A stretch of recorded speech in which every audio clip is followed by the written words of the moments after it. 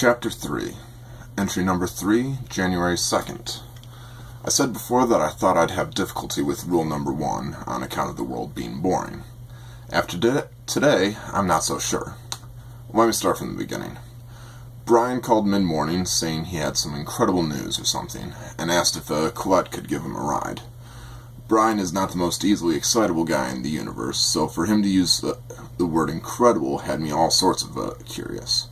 So I came along. When we got to his house, he was waiting outside for us, snow and all. He quickly found his way to the back seat and started talking. He said that when he woke up, he had heard an old man's voice telling him to come to a certain spot along the highway, about 10 minutes' drive further out of town.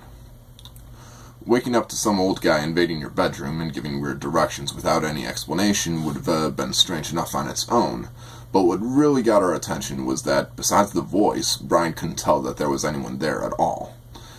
By rule number 3, I should explain that Brian's blindness wouldn't get in the way here at all. I've tried sneaking up on him before. It doesn't work. I've stood completely still in a hallway, holding my breath, and the guy still knows I'm there when he passes by. I've heard that when someone loses one sense, the other 4 become stronger to compensate. I don't know if that's true, but Brian presents some heavy evidence in favor of it. When the guy stopped talking, Brian searched for any speaker that might have delivered the voice electronically, but found nothing. While I was busy trying to figure out voices without bodies, Colette immediately assumed Brian must have dreamt the entire thing. While that seemed the most likely option to me as well, I also agreed with Brian that if it was a dream, then there would be no harm in checking it out. As we drove out there, I started wondering if this was some kind of prank. Brian's sense of humor has always been a little off, but this was something he might do. Or maybe one of his brothers or sisters had found some clever way to trick their oldest sibling. So I was rather surprised when we saw an old man standing on the side of the road at the place Brian described. He looked about 70 to 80 years old, but tall, with broad shoulders and thick arms, heavily bearded, and wore nothing but a pair of ratty pants and a shredded vest. We stopped about 50 yards after passing, describing the scene to Brian. He tried to go talk to him immediately, saying something about the call to adventure, but Colette helpfully pointed out that a lot of horror movies start with scenes like this as well. I said we needed to get our heads out of the cloud. That man is clearly going to freeze to death if we don't help him out. While Colette was pointing out that he didn't even seem to be shivering, our argument was interrupted by a sudden knocking on my window. Old guy was sneaky. When I opened my window, I was surprised that the air flowing in was actually fairly warm, rather than the frigid Minnesota January I was expecting. He asked if I was Brian, speaking in a slow but very kind voice. I motioned towards the back seat. The old man said that he had a proposition, now speaking to Brian, but he'd prefer to talk at his home rather than speaking through a window, and then immediately walked off into the forest. There was silence for half a second before Brian opened his door and followed, leaving Colette and me with little option save to follow. We found it rather difficult to keep up, mostly because the old man was somehow walking on top of the snow. It wasn't long before I ditched my coat. The untouched snow made it clear that nobody ever came through this part of the woods, and between the warmth oozing off the old man and my efforts to keep up, the thing was way too hot. Just when I started worrying about whether half a fighting lesson Carl gave me would be enough to get us back to the car, the old man stopped in front of a large tree. He paused for a moment, eyes closed, before the snow beneath him seemed to collapse, and he fell straight into the ground as if he was standing on thin ice. I scarcely had time enough to process what had just happened before the ground swallowed up Brian as well. I can't honestly tell you what I was thinking at this point. Colette stayed more rational than me, after screaming Brian's name at least, sprawling out on the ground to spread out her weight, and then crawled over to the hole where Brian had been standing a moment ago. I followed suit toward the other hole. I saw a thin vertical tunnel and a glimpse of firelight before it was snuffed out, and almost immediately the ground, snow and all, rose back into place. I pinched myself twice and saw Colette do the same. I told her to check her phone, but she didn't get any signal way out here. We lay there for a full minute, trying to figure out what to do, before 2 ridges on the bark of the tree separated, revealing an over-large, bloodshot eyeball staring at us. I screamed. Suddenly I was falling through the ground. I remember I actually reached some sort of calm at this point, sure that I was about to wake up from some weird dream. But I was wrong. My feet landed on a dirt floor, my legs buckled underneath me, and I fell to the ground. I heard Colette land next to me. Looking up, I found myself in a large, high-ceilinged room.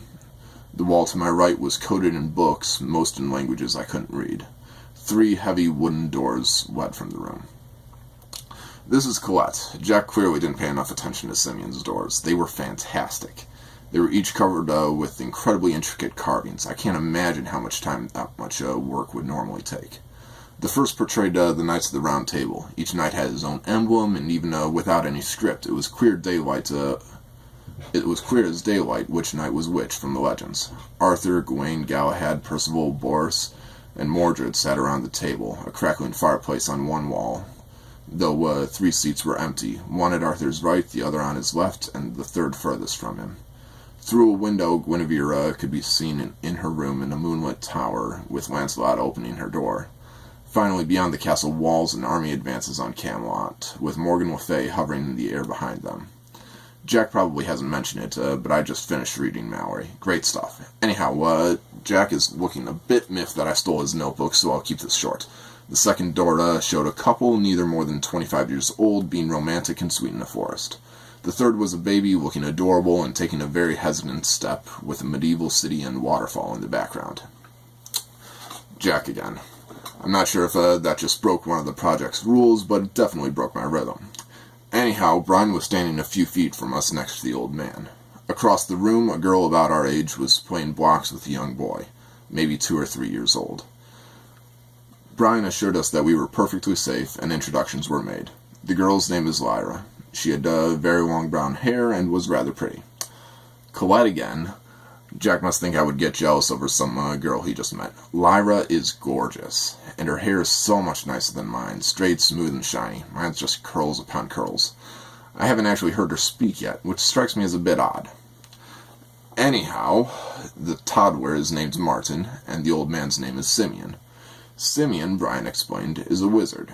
He was the one to make the earth eat us, and this room down here, beneath the tree, is his home. The reason Colette is here is so that I don't screw up writing this next part, since I don't think I've ever heard a story more incredible. Simeon told us that the earth was once much larger than it is today. We see it in our myths from time to time, places of legend in the ancient world that can never be found: Avalon, Shambhala, Atlantis. He claimed that these did and do exist, but wholly unreachable by normal means from our plane.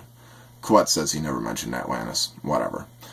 Simeon pulled down an enormous tome from the bookshelf, a Bible, and read a passage in what I think was German. I don't know the language, so I can't be sure, before he repeated it in English.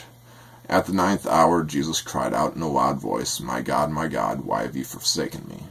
And when Jesus had cried out again in a loud voice, he gave up his spirit. At that moment, the curtain of the temple was torn in two from top to bottom. The earth shook and rocks split. Matthew 27, 46, and 51. That, he said, is an event even older than I. I was not born until a century later on the outskirts of Rome, but that is a story for another time. Colette interrupted at this point, demanding some sort of explanation for his age. Simeon simply replied, I'm a wizard, I don't die. And save your questions for the end. Colette opened her mouth to protest, but Simeon talked right over her. As I was saying, at some point the world was divided into alternate dimensions, or planes, or however you might like to think of it. I like to think that either God or the gospel writer was alluding to this fact, but trying to understand God is dangerous business indeed. Divine intervention is the best explanation I've been able to find for the state of our worlds. An old colleague of mine discovered the means to travel between these dimensions, between this and a second world. Lyra here, and he nodded to the girl on the other side of the room, comes from that world. Where she comes from, it is customary, when a person comes of age, to explore a different culture for some months before entering adulthood.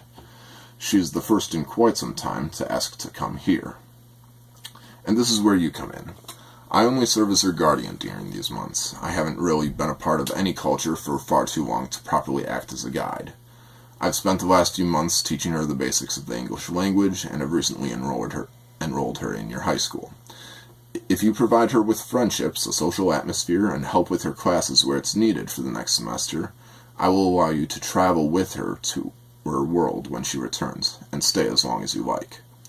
It took roughly 10 minutes of questions and one further display of magic before we all agreed. I mean, who wouldn't jump at the chance to see a whole new world? And with that, Simeon left through the King Arthur door and returned almost immediately with lunch. After we ate, Brian and Simeon worked out the details of how this arrangement was going to work, while Colette adored the door art, and I played with little Martin. I don't know if I've ever met any child anywhere near as smart. That kid will make one heck of an engineer when he gets older.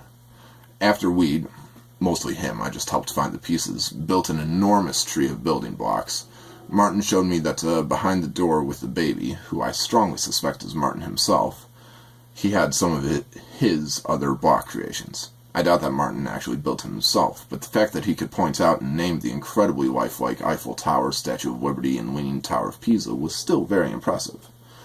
We left around 2 o'clock, Colette agreeing to pick up Lyra at 6:45 tomorrow morning. We dropped off Brian at his house. He said his dad was going to kill him for being out so long without adequate explanation, and headed back home. After making a big late lunch, Colette and I have spent the last few hours trying to remember everything. We undoubtedly failed horribly, but we are nevertheless excited about what the next few days shall hold.